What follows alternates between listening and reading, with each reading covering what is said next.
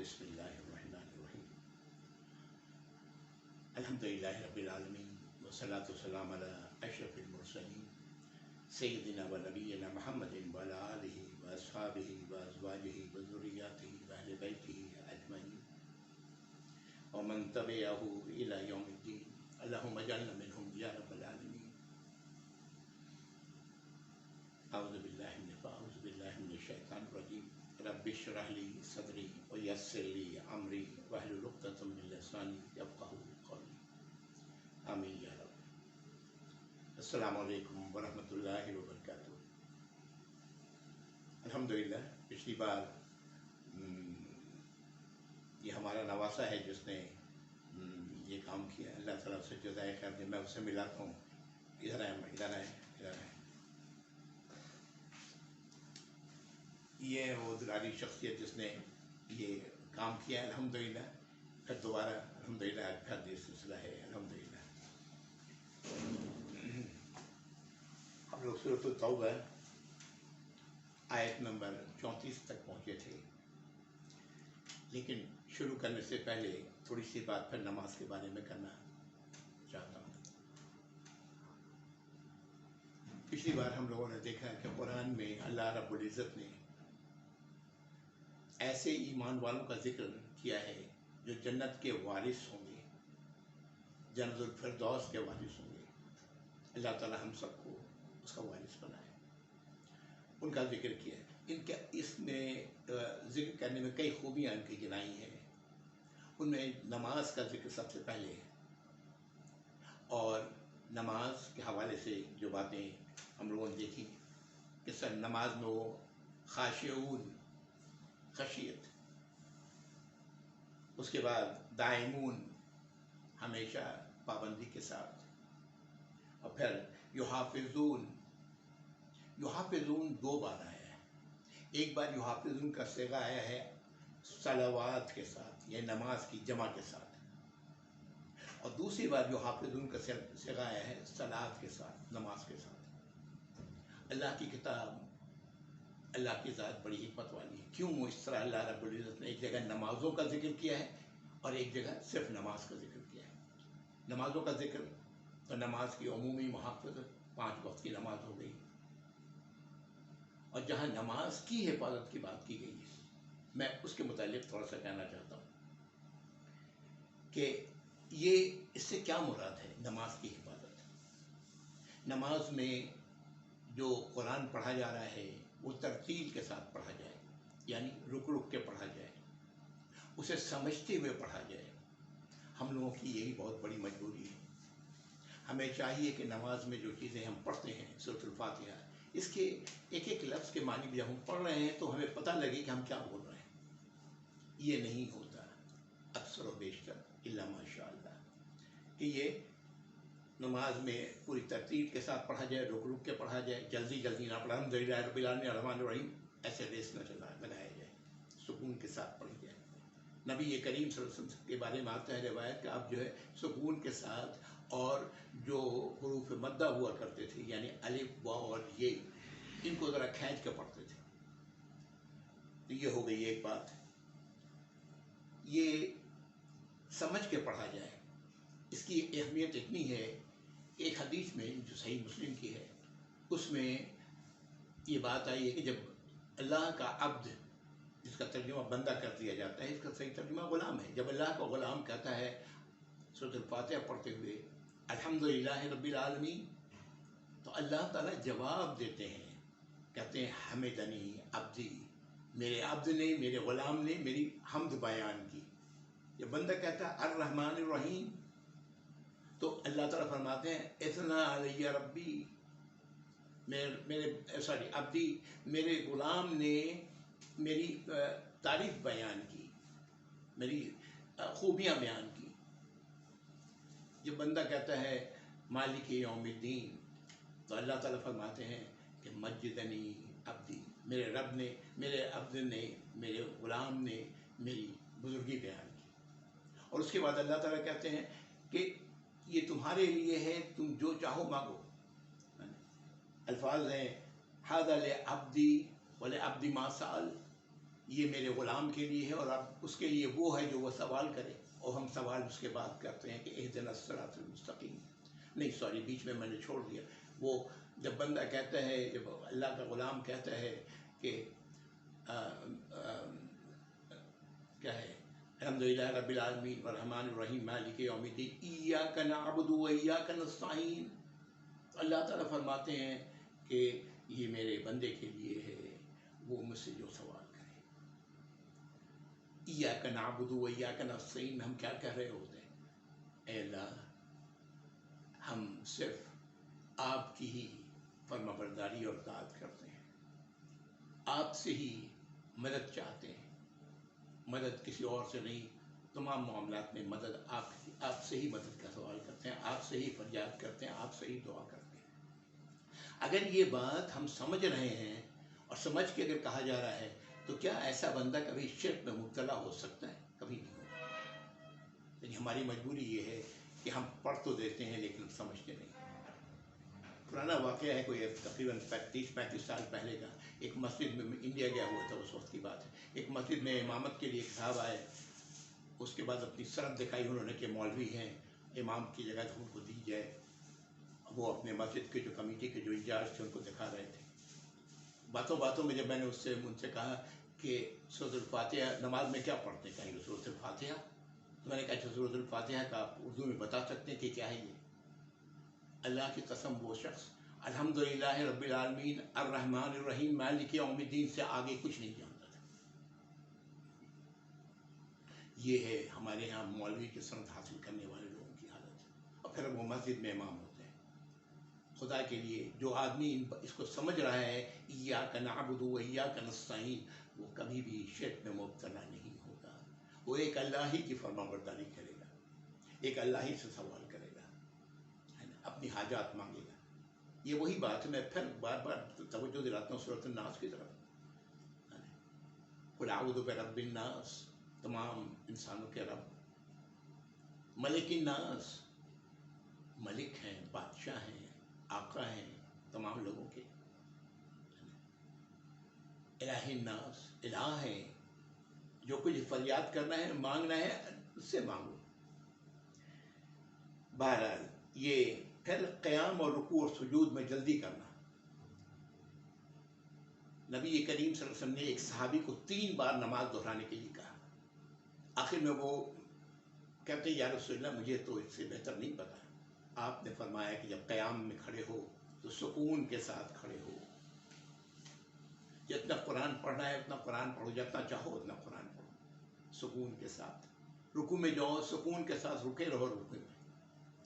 سجدے میں جاؤ اسی طرح سکون کے ساتھ رکے رہو، سجدے سے اٹھ کے بیٹھو سکون کے ساتھ. ایک روایت میں ہے کہ تمہاری ہڈیاں اپنی اپنی جگہوں پر واپس آ جائیں. کیا ہم ایسا کرتے ہیں نماز میں، اپنی ذاتی نمازوں میں یا جماعت کی نماز؟ کئی بار تو امام میں نے دیکھا ہے وہ اس طرح دوڑاتے ہیں نماز کو کہ مت پوچھیں. حیرانگی ہوتی ہے کہ وہ سب کچھ جاننے کے باوجود، اگر وہ جان رہے ہیں ان باتوں کو اور اس کے باوجود نہیں کر رہے ہیں تو پھر وہ، میں تو یہی کہوں گا کہ وہ شیطان کی پیروی کر رہے ہیں جانتے بوجھتے. ہمیں ان چیزوں سے بچنا چاہیے، سکون کے ساتھ نماز ادا کرنا چاہیے. اس میں ایک فیزیولوجی بھی دیکھیں. جب آپ رکوع میں جاتے ہیں تو آپ کا ہارٹ اور آپ کا سر تقریباً ایک لیول میں ہوتا ہے.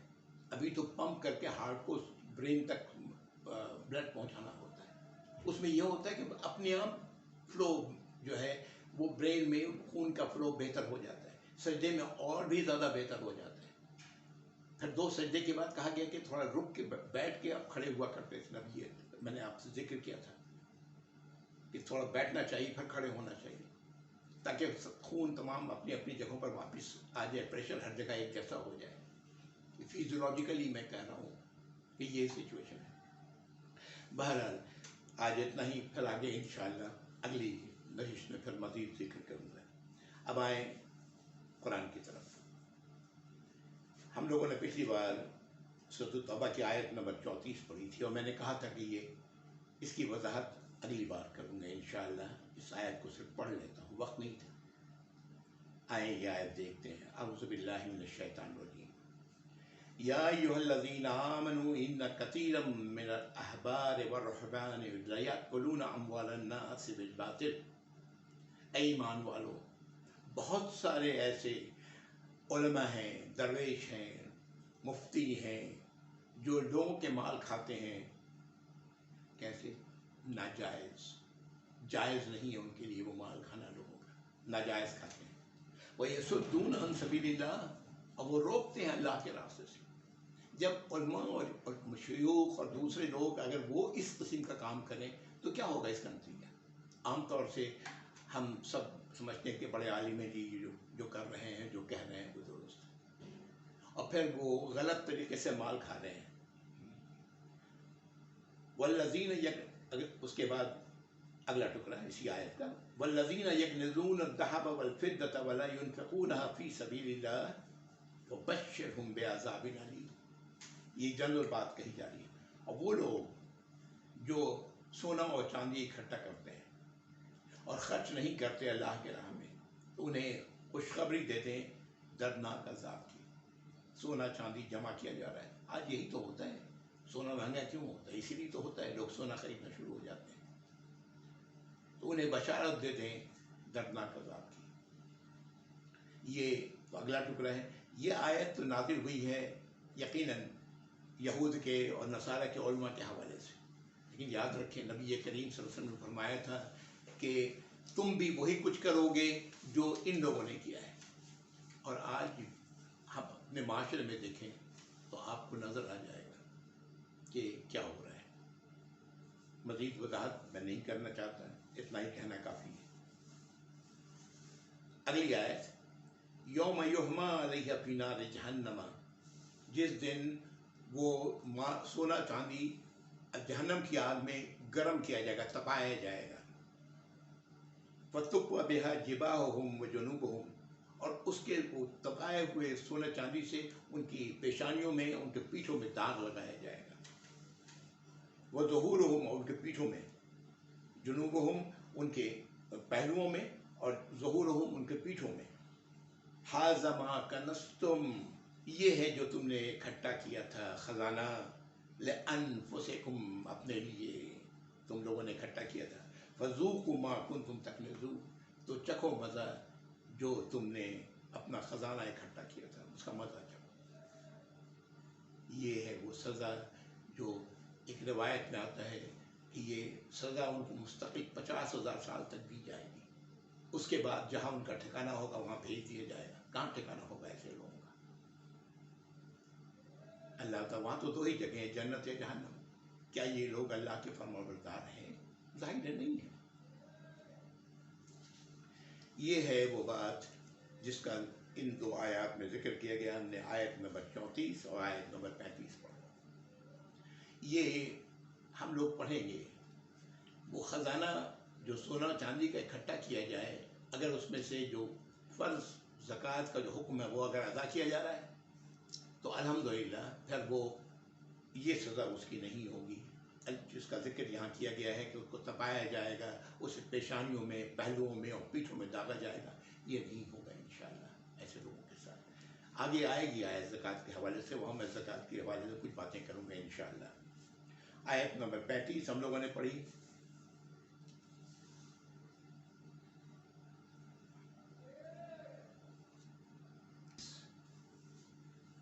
یہ پھر ذرا پیچھے کی طرف بات جا رہی ہے ان آیات میں. آیت کو پڑھتے ہوئے اندازہ ہو جاتا ہے، اگر جس نے بھی آپ لوگوں نے پڑھی ہے یقیناً سیرت کی کتابیں، تو اندازہ ہو جاتا ہے کہ یہ ابھی پتہ لگے گا آپ کو بھی پڑھنے کے بعد. اعوذ باللہ من الشیطان. ان عدۃ الشہور عند اللہ 12 شہرا فی کتاب اللہ. اللہ تعالیٰ فرماتے ہیں بے شک مہینوں کی گنتی اللہ کے نزدیک 12 ہے.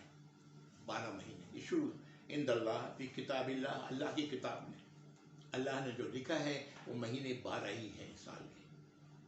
یوم خلق السماوات والارض فی منہا 4 حرم. یہ اس دن سے ہے جس دن سے اللہ نے آسمانوں اور زمین کو بنایا ہے. اس دن سے اللہ کا قانون یہی ہے کہ سال کے 12 مہینے، ان میں سے 4 مہینوں کو اللہ تعالیٰ نے محترم بنایا ہے. یہ 4 مہینے محترم مہینے کون سے ہیں؟ ہمارے یہاں کل یا پرسوں سے شروع ہوگا رجب کا مہینہ. یہ ہے ایک محترم مہینہ، اور 3 مہینے لگاتار ہیں، ذوالقعدہ، ذی الحجہ اور محرم. یہ 3 لگاتار مہینے ہیں، اور ایک الگ ہے رجب جو جمادی ثانی اور شعبان کے درمیان ہے. یہ 4 مہینے اللہ تعالیٰ فرما رہے ہیں اس وقت سے یہ حرام ہے، محترم ہے. اس کا مطلب یہ ہے کہ تمام انبیاء اور رسولوں نے یہ پیغام لوگوں تک پہنچایا ہے، اس لیے کہ یہ اللہ تعالیٰ فرما رہے ہیں اس وقت سے ہے جب آسمان و زمین کی تخلیق کی گئی. ذالک یوم الدین القیم، یہ ہے وہ دین اللہ کا جو قائم دین ہے، اس میں تبدیلی نہیں ہونی. فلا تظلموا فیہن انفسکم، تو مت کر اپنے جانوں کو ظلم دو، ظلم اپنے جانوں کے ساتھ ظلم کرو ان مہینوں میں. وقاتلوا المشرکین کافۃ، اور جنگ کرو مشرکوں سے سب مل کر، پورا کا پورا. کافۃ کما یقاتلونکم کافۃ، جیسے کہ وہ تمہارے ساتھ جنگ کرتے رہے سب مل کر. وَاعْلَمُوا أَنَّ اللَّهَ مَعَ الْمُتَّقِينَ، اور جان لو کہ بے شک اللہ تعالیٰ متقیوں کے ساتھ ہے، متقیوں کے ساتھ ہے. یاد رہے وہ متقی کیا ہے، کون ہے؟ جو اپنے آپ کو اللہ کی ناراضگیوں سے بچاتا ہے. یہاں اس کو ذہن میں مستحزن ہے ہر وقت، یہاں سے اس کی دلی خواہش ہے اپنے آپ کو اللہ کی نافرمانی سے بچانا. تو اللہ تعالیٰ متقیوں کے ساتھ ہے. یہ حرام مہینوں کا ذکر آیا قرآن میں. حرام مہینوں کا ذکر 5 بار آیا ہے. شہر الحرام کا ذکر 5 بار آیا ہے. البقرہ میں ہم لوگوں نے 2 بار پڑھا ہے، سورۃ البقرہ. المائدہ میں 2 بار آیا ہے، اور التوبہ اس میں ابھی 1 بار آیا ہے. یہ 5 بار ذکر آیا ہے حرام مہینوں کا. ان حرام مہینوں میں جنگ کی ابتدا کرنے سے روکا گیا ہے، اسی سے خون ریزی سے روکا گیا ہے. یہ محترم مہینے زیادتیوں سے روکا گیا ہے. ہم سب کو اپنے آپ کو بچاؤ ظلم سے. ابھی ہم نے دیکھا فلا تظلموا فیہن انفسکم، مت کرو ظلم اپنے آپ پر ان مہینوں میں. اللہ کی نافرمانیوں سے تو ہمیشہ بچنا ہے. اس میں خصوصی خیال رکھنا ہے کہ کوئی ایسی غلطی نہ ہو جو اللہ کی ناراضگی کا ذریعہ بن جائے. بے خیالی میں کچھ ہو جاتا ہے تو اللہ کا متقی جو ہوتا ہے وہ ہمیشہ اللہ سے توبہ کرتا رہتا ہے اپنی خطاؤں کے لیے، جانے اور انجانے کے لیے. ہمیشہ دل سے، منہ سے نہیں. توبہ توبہ یوں نہیں، بلکہ حقیقت وہ توبہ کرتا ہے، اللہ سے معافی چاہتا ہے، اور اللہ رب العزت معاف فرما دیتے ہیں.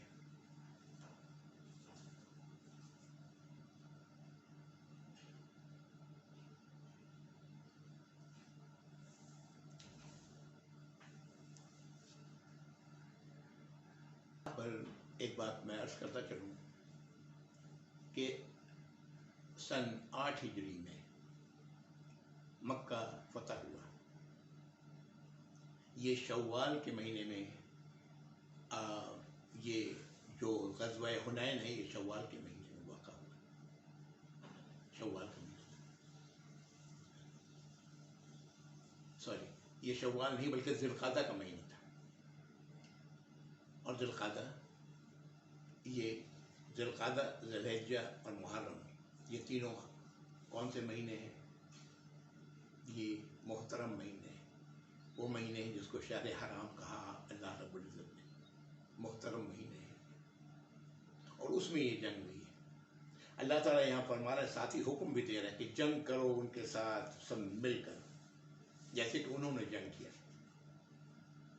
بہرحال یہ جو صورتحال تھی وہ مختلف تھی. آج بھی اگر ایسی صورتحال ہوگی تو اجازت ہوگا ایسی حالت میں کہ ہماری فوجیں دشمنوں سے مقابلہ کریں. اب ان کی ایک اور چیز، ایک اور خصوصیت مکہ والوں کی، مشرکین مکہ کی بتائی جا رہی ہے. ان کو تو پتہ تھا کہ یہ حرام مہینے کون سے ہیں، اس لیے کہ اللہ رب العزت نے بتایا کہ یہ شروع سے چلا آ رہا ہے، جب سے آسمان اور زمین کی تخلیق ہوئی ہے. اللہ کی کتاب میں یہ موجود ہے. اعوذ باللہ من الشیطان الرجیم، آیت نمبر 37. انما نسیء زیادۃ فی الکفر. نسی، یہ وہ کہتے تھے نسی. نسی کا معنی ہوتا بھولنا، نسیان کرتے ہیں بھول کو. انہوں نے اس کا نام رکھا ہوا تھا نسی. کیا کرتے تھے کہ مہینے الٹ پلٹ کر دے رہے تھے. کہہ دے رہے تھے کہ اگلے سال محرم کا مہینہ جو ہے وہ سفر کے مہینے میں ہوگا. کئی روایات کئی ملتی ہیں. کبھی ذی القعدہ کا ذی الحجہ کا مہینہ گھسکا کے ذی القعدہ میں پہنچا دیتے. یہ اعلان کرتے حج میں، حج کے جب لوگ سب اکٹھا ہوتے ہیں اعلان کرتے کہ اس سال اگلے آنے والے سال یہ ایسے ہوگا. یہ وہ کام کیا کرتے تھے اپنے مفاد کے لیے، اور اس کو وہ کہتے تھے کہ نسی اس کا نام تھا. اللہ تعالیٰ فرما رہے ہیں انما نسیء زیادۃ فی الکفر، یہ ان کے کفر میں زیادتی تھی، ان کی نافرمانی میں اللہ کی زیادتی تھی. یضل بہ الذین کفروا، نہیں، جو اس سے وہ لوگ جو کفر کرنے والے تھے وہ گمراہ کیے گئے. وَيُحِلُّونَهُ عَامًا وَيُحَرِّمُونَهُ عَامًا، اور وہ ایک سال کو میں وہ حلال کرتے، ایک دوسرے سال میں حرام کر دیتے. جیسے میں نے ابھی آپ کو بتایا کہ محرم کے مہینے کو سفر میں لے کے چلے جاتے، کبھی ذی الحجہ کو ادھر لے کے آ جاتے، پہلے لے کے آ جاتے یا بعد میں جو بھی کرتے. وہ کئی ہیں روایات اس سلسلے میں. لِوَاتِعُوا عِدَّةَ مَا حَرَّمَ اللَّهُ، تاکہ وہ گنتی پوری کر دیں جو ان مہینوں کی 4 مہینے اس کی گنتی پوری کر دیں جو اللہ نے حرام کیا ہے. لِوَاتِعُوا عِدَّةَ مَا حَرَّمَ اللَّهُ وَيُحِلُّ مَا حَرَّمَ اللَّهُ، اور اس طرح جو حرام مہینے اس کو حلال کر دیتے. زُيِّنَ لَهُمْ سُوءُ أَعْمَالِهِمْ، ان کا یہ عمل ان کے لیے بڑا اچھا کر دیا گیا تھا. کیوں؟ اس سے فائدہ اٹھاتے تھے وہ ایسا کر کے. وَاللَّهُ لَا يَهْدِي الْقَوْمَ الْكَافِرِينَ، اللہ تعالیٰ اب جو لوگ نافرمانیاں کرتے ہیں اللہ کی جانتے بوجھتے، اللہ تعالیٰ انہیں ہدایت نہیں دیتے. بڑی سخت بات ہے. جانتے بوجھتے جو یہ کام کوئی بھی کام اللہ کی نافرمانی کا کیا جا رہا ہے، جان رہے ہیں، بوجھ رہے ہیں، سب کچھ کے باوجود، اور اس پر مطمئن ہے نا. زُيِّنَ لَهُمْ أَعْمَالُهُمْ، ابھی یہ پڑھ چکے. یہ کام ان کے لیے بڑا پسندیدہ کر دیا گیا تھا. اللہ تعالیٰ ایسے لوگوں کو جو نافرمانی کرنے والے ہیں انہیں ہدایت نہیں دیتے. نبی کریم صلی اللہ علیہ وسلم نے حجۃ الوداع کے دنوں میں جو خطبہ دیا، خطبات میں سے ایک میں آتا ہے کہ زمانہ گھوم کر کے پھر واپس آ گیا ہے. آپ صلی اللہ علیہ وسلم نے جب حج کیا وہی ذی الحجہ کا مہینہ تھا جب آپ نے حج کیا. یہ جو الٹ پلٹ کرتے تھے وہ الٹ پلٹ کا سلسلہ ختم ہو چکا تھا. وہ بڑے اچھے خطبات ہیں نبی کریم صلی اللہ علیہ وسلم کے حجۃ الوداع کے. اگر موقع ہو تو ضرور پڑھیے، ممکن ہے آپ نے پڑھا ہوگا. دیکھیں کس طرح اللہ رب العزت نے اور آپ صلی اللہ علیہ وسلم نے کس طرح چند باتیں میں اس کو سناتا ہوں. تمہارے خون، تمہارے مال اور تمہاری عزتیں تم میں آپس میں ایسے ہی حرام کر دی گئی ہیں، حرمت والی ہیں، جیسے حرمت و عزت تمہارے اس دن کی، تمہارے اس مہینے میں، تمہارے اس شہر میں. تم بھی اپنے رب سے ملاقات کرو گے، وہ تم سے تمہارے اعمال کا حساب لے گا. سنو میرے بات، گمراہ نہ ہو جانا، ایک دوسرے کی گردن زنی نہ کرنا. کیا کر رہے ہیں آپ؟ آج ہم کر کیا رہے ہیں؟ کس طرح ہم نے اللہ کی تعلیمات کو گم کر دیا ہے اور اپنی دنیا میں مگن ہیں. ذرا بھی یہ احساس نہیں ہوتا ہمیں کہ ہم کیا کر رہے ہیں، اللہ کی نافرمانی کر رہے ہیں. اللہ تعالیٰ فرماتے ہیں کہ ایسے لوگوں کو اللہ کی رہنمائی اللہ تعالیٰ نہیں فرماتے، ہدایت نہیں دیتے ایسے لوگوں کی. اللہ تعالیٰ ہم سب کو اس کی سمجھ عطا فرمائے. اس کا علاج توبہ ہے، پلٹنا ہے اللہ کی طرف. آیت نمبر 38، اعوذ باللہ من الشیطان. یہاں سے آیات غزوہ تبوک کے حوالے سے شروع ہو رہی ہیں. خود ہی آپ کو بھی اندازہ ہو جائے گا. اعوذ باللہ من الشیطان. یا ایھا الذین آمنوا ما لکم اذا قیل لکم انفروا فی سبیل اللہ ثاقلتم الی الارض. اے ایمان والو، کیا ہو گیا ہے تم لوگوں کو کہ جب تم سے کہا جا رہا ہے نکلو اللہ کے راستے میں تو تم زمین پر بھاری ہو گئے ہو، یعنی اپنی جگہ چھوڑنے کو تیار نہیں ہو. اَرَضِیتُم بِالْحَیَاةِ الدُّنْیَا مِنَ الْآخِرَةِ، کیا تم راضی ہو دنیا کی زندگی سے آخرت کے مقابلے میں؟ فَمَا مَتَاعُ الْحَیَاةِ الدُّنْیَا فِی الْآخِرَةِ إِلَّا قَلِیلٌ. تو کیا ہے دنیا کی کا ساز و سامان آخرت کے مقابلے میں؟ سوائے اس کے کہ بہت ہی تھوڑا ہے۔ نبی کریم صلی اللہ علیہ وسلم نے فرمایا کہ تو اپنی انگلی کو سمندر میں ڈالو، جو پانی اس میں آ جائے وہ دنیا ہے، دنیا کا مال و متاع ہے، اور سمندر آخرت ہے۔ ہم لوگ کس طرح آخرت کے معاملے میں لاپرواہ ہیں۔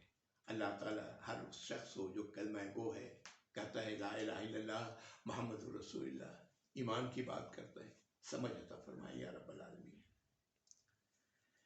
الا تنفروا يعذبكم عذابا علیما، اگر تم نہیں نکلو گے تو اللہ تعالیٰ تمہیں سزا دیں گے، اور بڑی سزا دیں گے، دردناک سزا دیں گے۔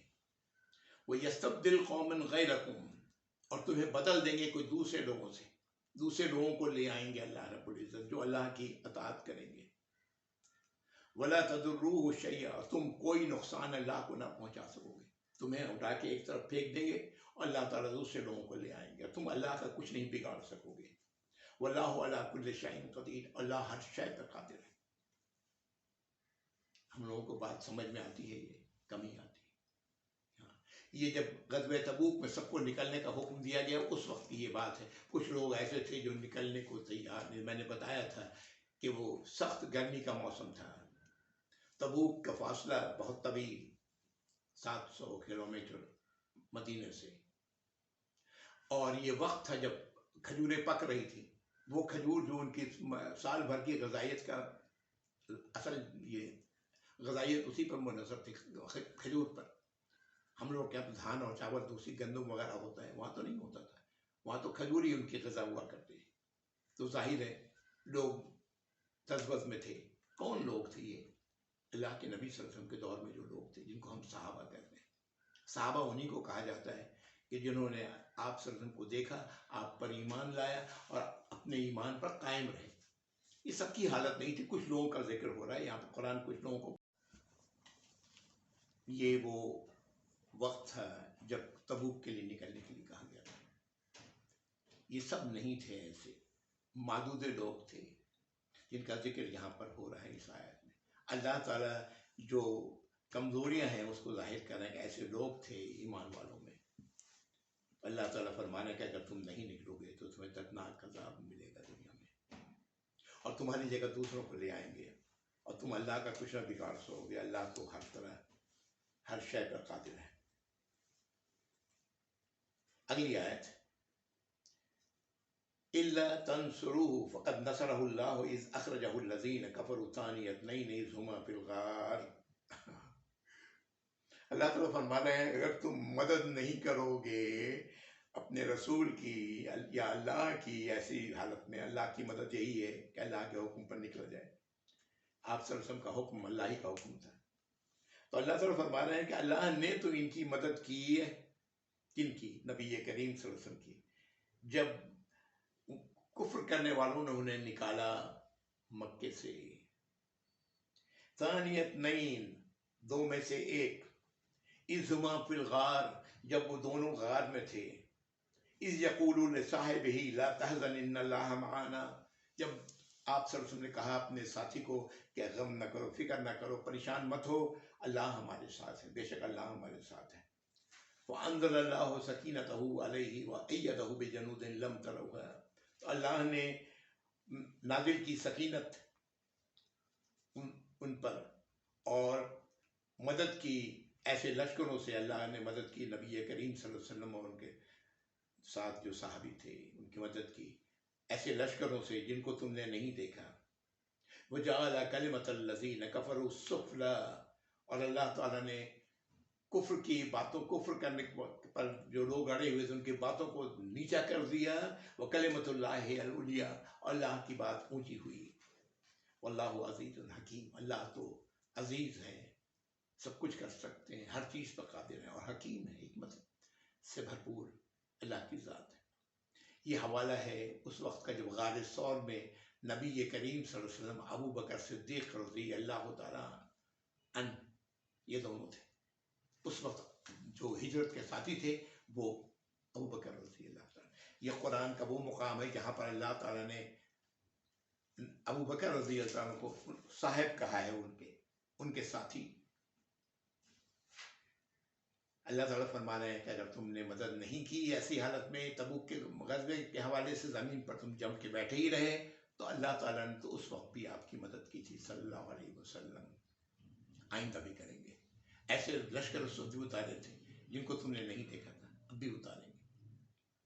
آیت نمبر 40 میں یہاں رک رہا ہوں، انشاءاللہ پھر اگلی بار آگے بڑھوں گا۔